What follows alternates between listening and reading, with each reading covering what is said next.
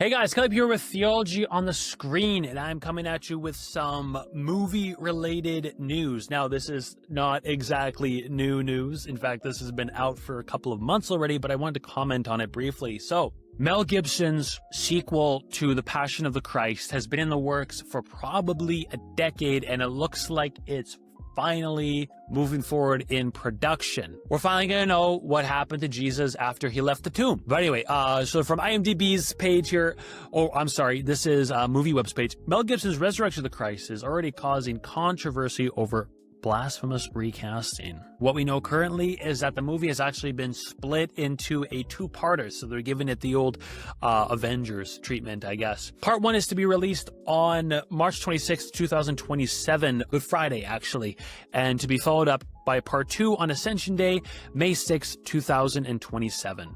So we're going to have these two movies coming out kind of back-to-back, which is really interesting. We're not going to have to wait very long between the two movies.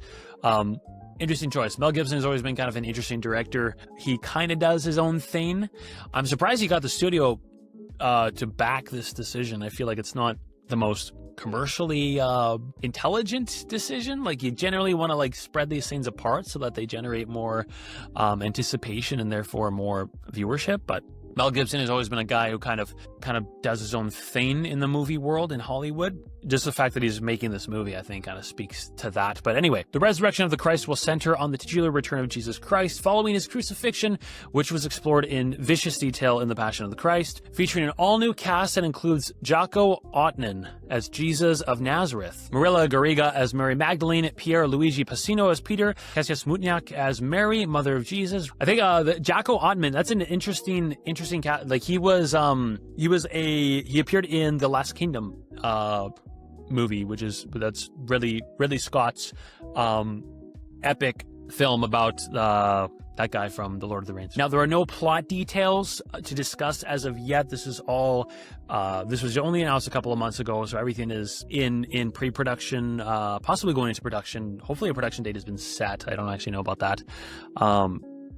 But really interesting. Yeah, no, I'm very curious. And Mel Gibson has said in interviews over the years, and I believe it's his intention to actually go into, this is obviously going to be a follow-up to the crucifixion and resurrection, hence the title, but I believe his plan is to go into the spiritual realm a little bit. He said during a fan expo that you have to start with the fall of the angels in the firmament, which is interesting. So we're going into the heavenly war, the uprising, Satan's rebellion against God, and angels and demons and all these things. Very interesting choice. This might be why it's been split into a two-parter. I wonder if the first film will kind of center on this to be followed up with a direct follow-up to the resurrection. That's one direction that he might be going in.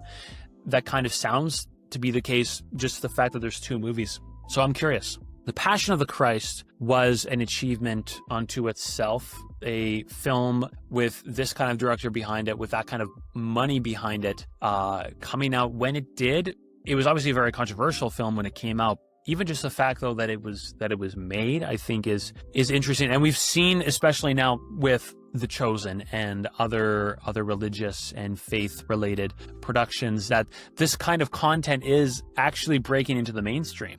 Like, it's the secular, there's a secular audience for religious Christian productions. And I think on it, like this, the announcement, like this Resurrection of the Christ and its sequel finally being made after spending so long in development hell, I think kind of speaks to that. Like, there's less hesitancy now to create something like this. So tracing it back, I wonder if the original Passion of the Christ had laid the groundwork at all for this kind of religious filmmaking being watched by non-religious people. I wonder if it's kind of a full circle situation. But anyway, yeah, so it's the right time for it, I think, and I'm excited. I'm looking forward to seeing how this pans out. We got a couple of years ahead to wait for it, but I'm very curious.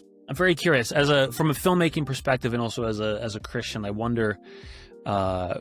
The first movie was controversial, and there are things about it I don't like. There are things I don't appreciate.